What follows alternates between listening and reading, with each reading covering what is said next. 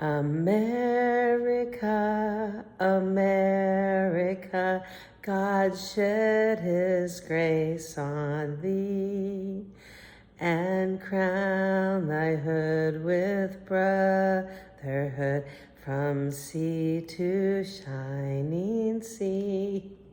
Happy 4th of July! I hope you're having a fabulous 4th of July. I hope you're having fun. I got this at the parade today, and these are my favorite crazy firecracker glasses, and my Mardi Gras glasses, and my April Fool's Day glasses. So if you have your Bibles, let's turn to the 4th of July. Where the Spirit of the Lord is, there is freedom, and there is great freedom in this country. So of course I can't wear those glasses when I read to you because they have no magnification on them. And I need reading glasses. So, July 4th, and it starts in 2 Kings 23, 31, 25 through 30. Jehoahaz was 23 years old when he became king, and he reigned in Jerusalem for 3 months. His mother was Hamutal, the daughter of Jeremiah from Libnah. He did what was evil in the Lord's sight. Oh no, not again. He did what was evil in the Lord's sight, just as his ancestors had done. Pharaoh Necho put Jehoahaz in prison at Riblah in the land of Hamath to prevent him from ruling in Jerusalem. He also demanded that Judah pay 7,500 pounds of silver and 75 pounds of gold as tribute. Pharaoh Necho then installed Eliakim, another of Josiah's sons, to reign in place of his father, and he changed Eliakim's name to Jehoiakim. Jehoahaz was taken to Egypt as a prisoner, where he died. In order to get the silver and gold demanded as tribute by Pharaoh Necho, Jehoiakim collected a tax from the people of Judah, requiring them to pay in proportion to their wealth. Jehoiakim was 25 years old when he became king, and he reigned in Jerusalem for 11 years. His mother was Zebedah, the daughter of Pidiah from Rumah. He did what was evil in the Lord's sight, just as his ancestors had done.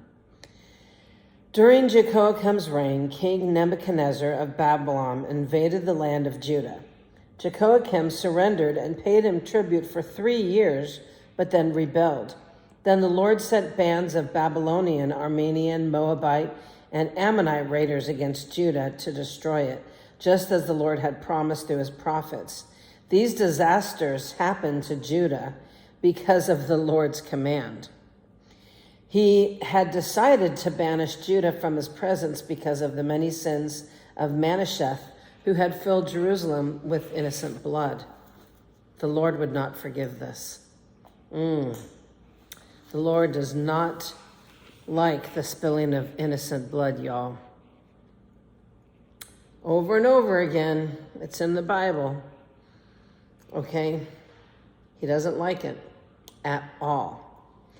The rest of the events in Jeroboam's reign and all his deeds are recorded in the book of the history of the kings of Judah. When Jehoiakim died, his son Jehoiachin became the next king. The king of Egypt did not venture out of his country after that, for the king of Babylon captured the entire area formerly claimed by Egypt from the brook of Egypt to the Euphrates River. Jehoiachin was 18 years old when he became king, and he reigned in Jerusalem for 3 months. His mother was Nehushta, the daughter of Elathan from Jerusalem. Jehoiachin did what was evil in the Lord's sight, just as his father had done. Oh, goodness. During Jehoiakim's reign, the officers of King Nebuchadnezzar of Babylon came up against Jerusalem and besieged it. Nebuchadnezzar himself arrived at the city during the siege. Then King Jehoiakim, along with the queen mother, his advisors, his commanders, and his officials, surrendered to the Babylonians. In the 8th year of Nebuchadnezzar's reign, he took Jehoiakim prisoner. As the Lord had done beforehand, Nebuchadnezzar carried away all the treasures from the Lord's temple and the royal palace. He stripped away all the gold objects that King Solomon of Israel had placed in the temple. King Nebuchadnezzar took all of Jerusalem captive, including all the commanders and the best of the soldiers, craftsmen, and artisans, 10,000 in all. Only the poorest people were left in the land. Nebuchadnezzar, King Jehoiachin, away as a captive to Babylon, along with Queen Mother, his wives, officials, and all of Jerusalem's elite. He also exiled 7,000 of the best troops and 1,000 craftsmen and artisans, all of whom were strong and fit for war. Then the king of Babylon installed Mattaniah, Jehoiachin's uncle, as the next king, and he changed Mattaniah's name to Zedekiah. Zedekiah was 21 years old when he became king, and he reigned in Jerusalem for 11 years. His mother was Hamutal, the daughter of Jeremiah from Libnah. But Zedekiah did what was evil in the Lord's sight, just as Jeroboam had done. These things happened because of the Lord's anger against the people of Jerusalem and Judah, until he finally banished them from his presence and sent them into exile. Hopefully they would have learned by then. Zedekiah rebelled against the king of Babylon. So on January 15th, during the 9th year of Zedekiah's reign, King Nebuchadnezzar of Babylon led his entire army against Jerusalem. They surrounded the city and built siege ramps against its walls. Jerusalem was kept under siege until the 11th year of King Zedekiah's reign. By July 18th, they actually have a date. By July 18th, in the 11th year of Zedekiah's reign, the famine in the city had become very severe, and the last of the food was entirely gone. Oh my gosh. Can you imagine? There's like no food anywhere. The last of the food was entirely gone. Then a section of the city wall was broken down, and all the soldiers fled. Since the city was surrounded by the Babylonians, they waited for nightfall. Then they slipped through the gate between the two walls behind the king's garden and headed toward the Jordan Valley. But the Babylonian troops chased the king and caught him on the plains of Jericho, for his men had all deserted him and scattered. They took him to the king of Babylon at Riblah, where they pronounced judgment upon Zedekiah. They made Zedekiah watch as they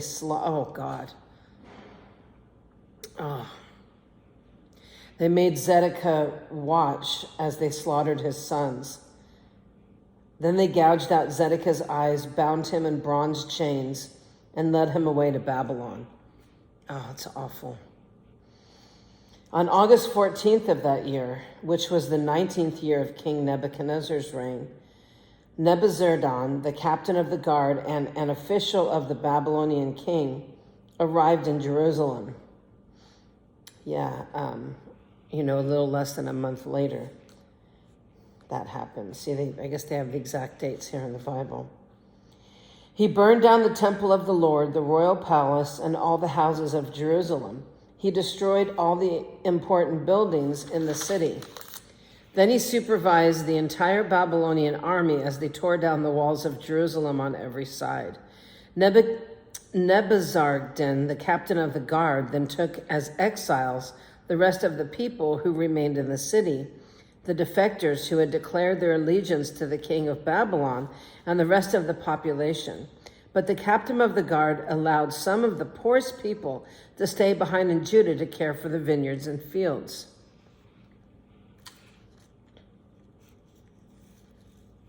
There. The Babylonians broke up the bronze pillars in front of the Lord's temple, the bronze water carts, and the great bronze basin called the sea. And they carried all the bronze away to Babylonian. They also took all the ash buckets, shovels, lamps, snuffers, dishes, and all other bronze articles used for making sacrifices at the temple. Nebuzaradan, the captain of the guard, also took all the incense burners and basins and all the other articles made of pure gold or silver. The weight of the bronze from the two pillars, the sea, and the water carts was too great to be measured. These things had been made for the Lord's temple in the days of King Solomon. Each of the pillars was 27 feet tall. The bronze capital on each pillar was 7.5 feet high and was decorated with a network of bronze pomegranates all the way around.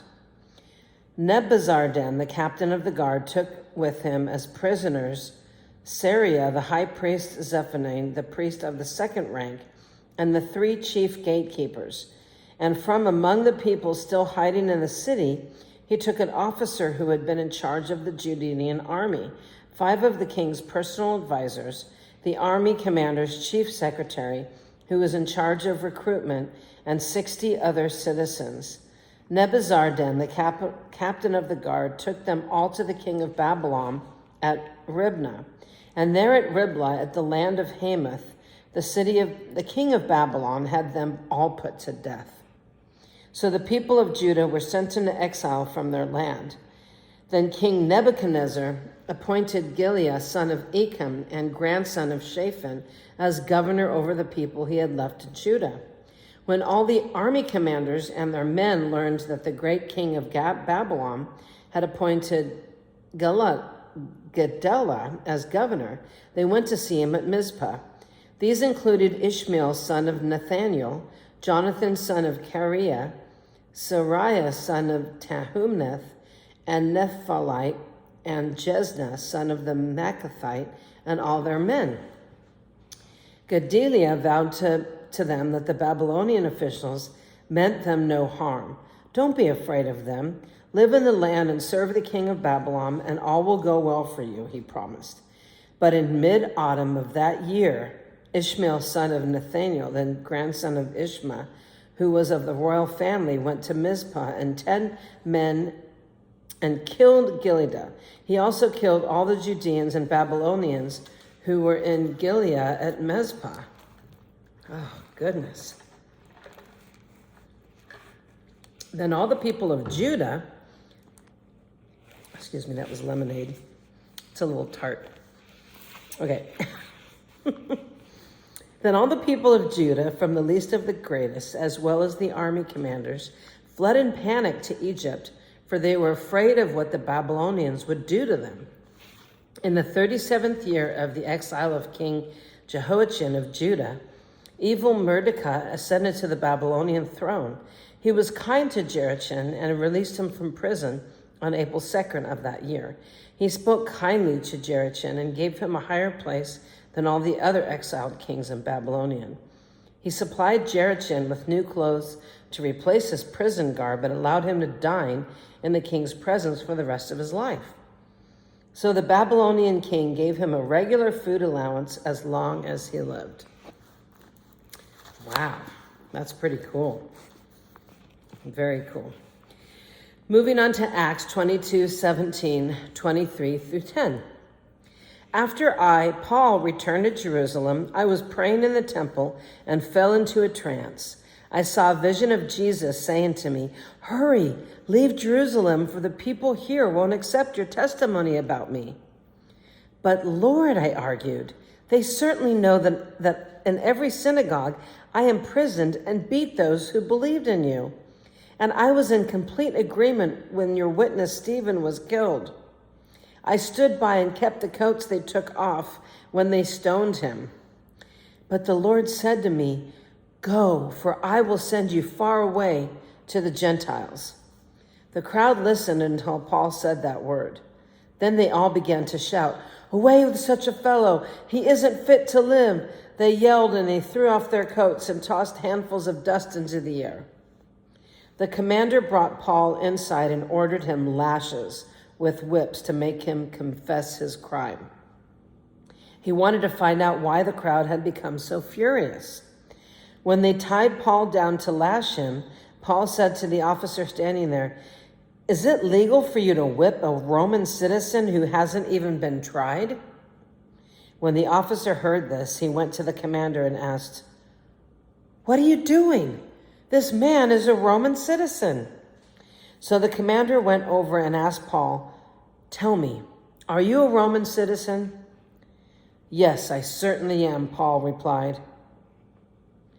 I am too, the commander muttered, and it cost me plenty.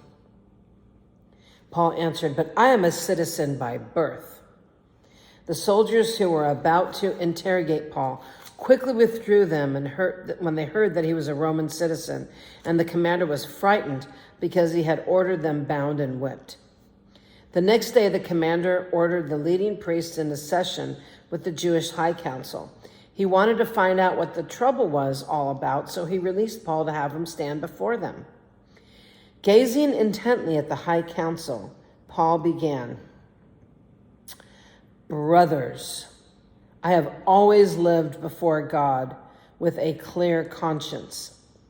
Instantly, Ananias the high priest commanded those close to Paul to slap him in the mouth. Whack.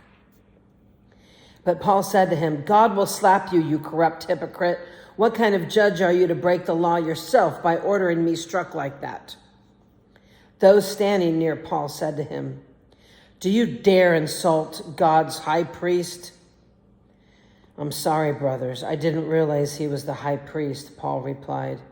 For the scriptures say you must not speak evil of any of your rulers. Uh-oh. How many of us have spoken evil of our governor and our president and everything else that's gone on the last couple of years? Well, the scriptures say you must not speak evil of any of your rulers. Paul realized that some members of the high council were Sadducees and some were Pharisees, so he shouted, brothers, I am a Pharisee, as were my ancestors. I am on trial because my hope is in the resurrection of the dead.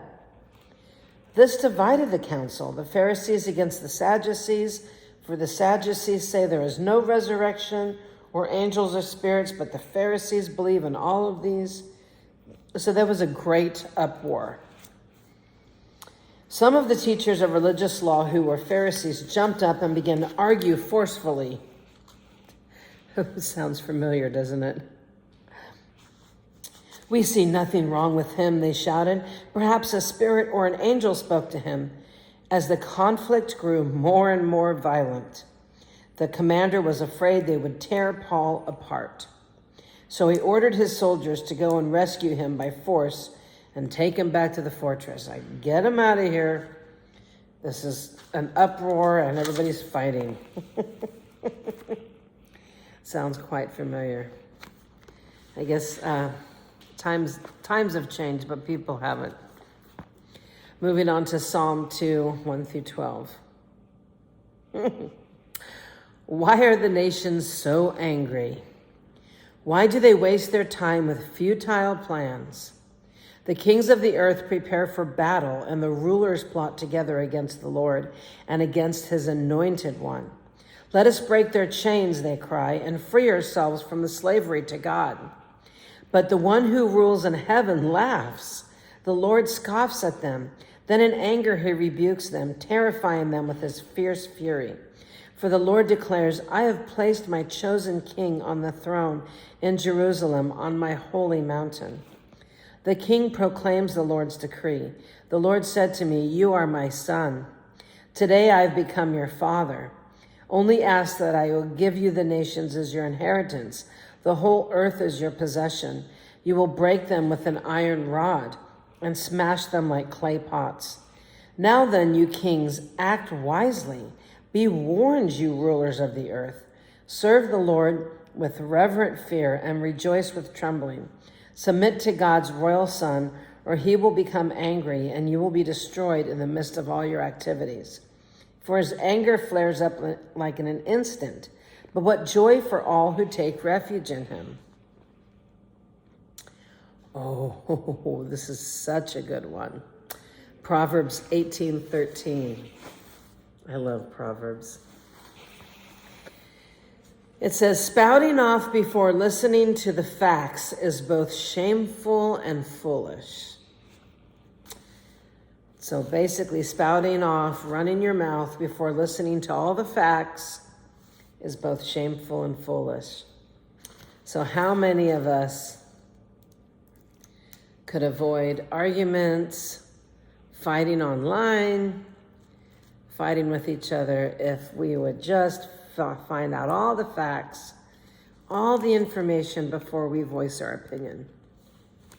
If more people did that, I believe that more than half of the fighting would cease to end. So with that being said, I hope that you enjoyed today's word, and I hope you have a wonderful, wonderful 4th of July, Independence Day. And just remember that this country was built on people who were in love with God, and they wanted to worship him without tyranny, without having their freedoms squelched. And there's so much freedom when you have the Lord. So I hope that you have a wonderful, wonderful, wonderful day, and God bless you and your family and your friends, and happy 4th of July.